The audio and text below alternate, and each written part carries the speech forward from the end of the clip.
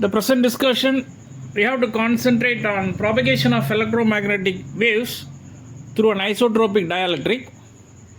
You know that insulators are poor conductors because they have not had free electrons. However, the behavior of the insulators gets modified in the presence of the electric field. The insulators whose behavior gets modified in the presence of electric field are called dielectrics. If the change in the behavior of the dielectric is independent of the direction of the applied field, then the dielectric is said to be isotropic. To study the propagation of electromagnetic waves through an isotropic dielectric medium, we have to start our journey from the Maxwell's equations. Div D equal to rho, div B equal to 0, curl E equal to minus dou B by dou T, curl H equal to J plus dou D by dou T. These are all the Maxwell's field equations. Now we have to provide some modifications to these equations. In the case of a dielectric medium, the displacement vector D equal to epsilon into E, then the value of B equal to mu into H, then rho equal to 0, and the conductivity sigma is also 0. Conductivity is 0, charge density is 0, D equal to epsilon into E, B equal to mu into H. So the first equation is modified as del dot E equal to 0. You know that D equal to epsilon E, but the value of rho equal to 0, so del dot E equal to 0. Instead of D, we have to substitute epsilon E. Then bring this epsilon to the right hand side. We can write del dot E equal to rho by epsilon. But rho equal to 0, automatically we can write del dot E equal to 0. Then instead of B, we may write mu H. So the second equation is modified as del dot H equal to 0. This is equation 1. This is equation 2.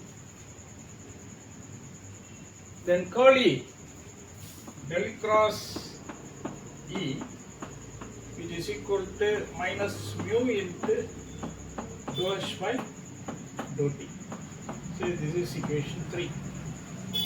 And curl H equal to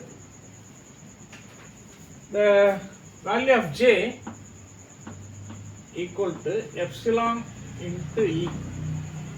But epsilon equal to 0, therefore J is also 0. Then curl H is epsilon into dou E by dou T. So this is equation 4. Now we may write charge density is 0, current density is also 0. These are all the modified Maxwell's equations.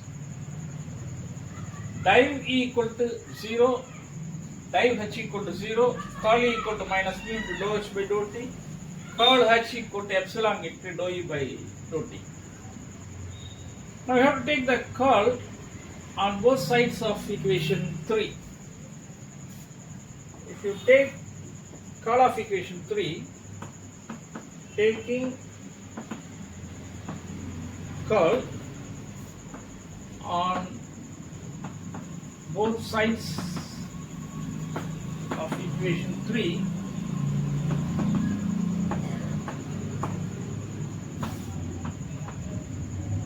we can get del cross del cross E, which is equal to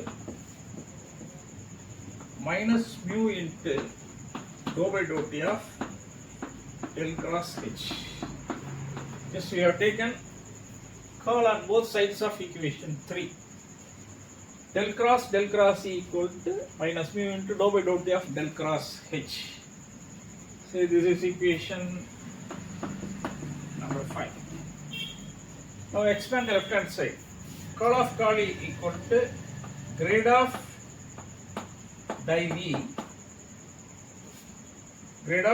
div minus del square E. This is vector identity. Del cross of E equal to grade of div E. That means del of del dot E minus del square E, which is equal to minus mu into dou by dou t of the value of curl H is epsilon into dou E by dou t. So take the epsilon outside. Dou H dou E by dou t. See here, the value of curl H equal to epsilon into dou E by dou t. So minus mu epsilon into dou by dou t of dou E by dou t. This is equal to minus mu epsilon dou square E by dou t square. We know that div E equal to 0 from equation 1. The value of div E equal to 0. Therefore, minus del square E, because del dot E equal to 0, which is equal to minus mu epsilon dou square E by dou t square. From this we can write del square E, which is equal to mu epsilon dou square E by dou t square. Now we have added the new equation del square E, which is equal to mu epsilon dou square E by dou t square. Now we have to take curl on both sides of equation 4. Taking curl on both sides of equation 4, we can get del cross H, which is equal to epsilon into dou by dou t of curl E. The value of curl E is minus mu into dou H by dou t. So this is equal to minus mu epsilon dou by dou t of dou H by dou t.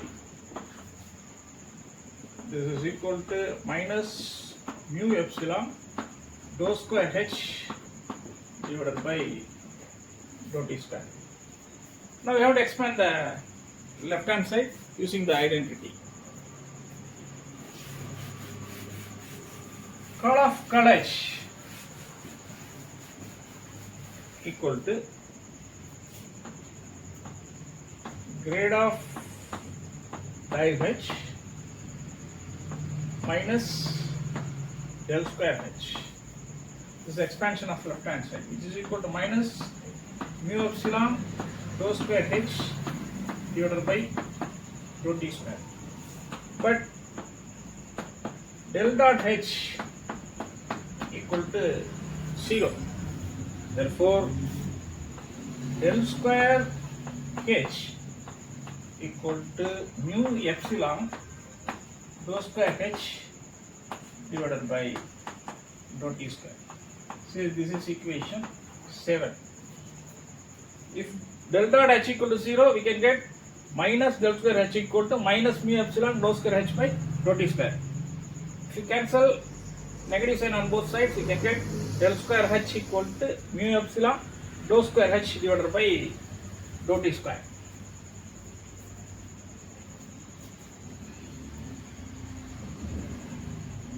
Now we may modify the equation 6 and 7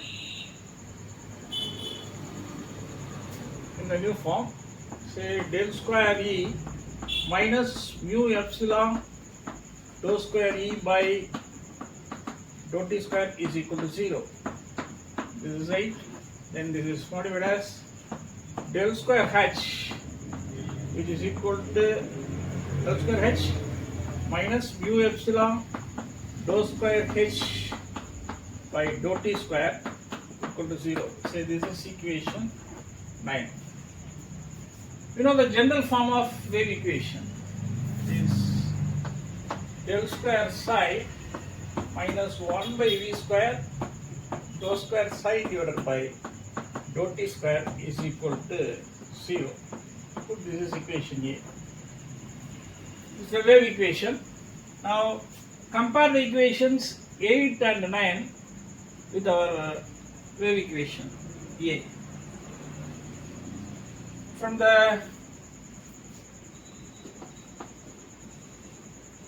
From equations A, 8 and 9, we may write 1 by v square equal to mu epsilon. Compare these three equations. Mu epsilon, here minus 1 by v square. So 1 by v square is mu epsilon, then v square is 1 divided by mu epsilon. Therefore, v equal to 1 divided by mu epsilon inside the root. This is the velocity of an electromagnetic wave in an isotropic dielectric medium. Now we can write mu equal to mu r mu naught. Relative permeability is permeability due to free space. Then epsilon is equal to epsilon r epsilon naught. This is relative permittivity. This is permittivity due to free space. Now the velocity equation is modified as, this is equation 10. V equal to 1 divided by mu r mu naught epsilon r epsilon naught inside the root. This is equal to 1 divided by mu naught epsilon naught into mu r epsilon naught. We know that 1 divided by mu naught epsilon naught is c.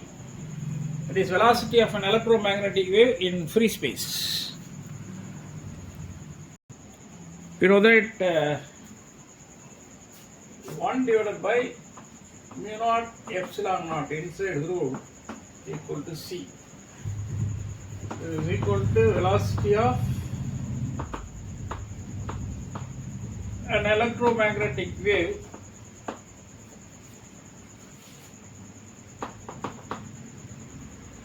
in free space. That is wave. Now we can write the value of v, that is velocity of an electromagnetic wave in an isotropic medium. Isotropic dielectric medium is c divided by mu r epsilon r.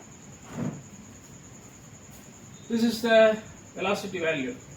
Suppose electromagnetic waves are propagating through an isotropic dielectric medium, its velocity v equal to c divided by root of mu r epsilon r. For a non-magnetic substance, mu r equal to 1. Then V equal to C divided by root of epsilon r. If epsilon r is greater than 1, relative permittivity is greater than 1, the value of V is less than C. If epsilon r greater than 1, then the velocity of an electromagnetic wave in an isotropic dielectric is less than the velocity value in free space. Now I will write the conclusion. The conclusion is the velocity of electromagnetic waves in an isotropic dielectric is less than the velocity value in free space.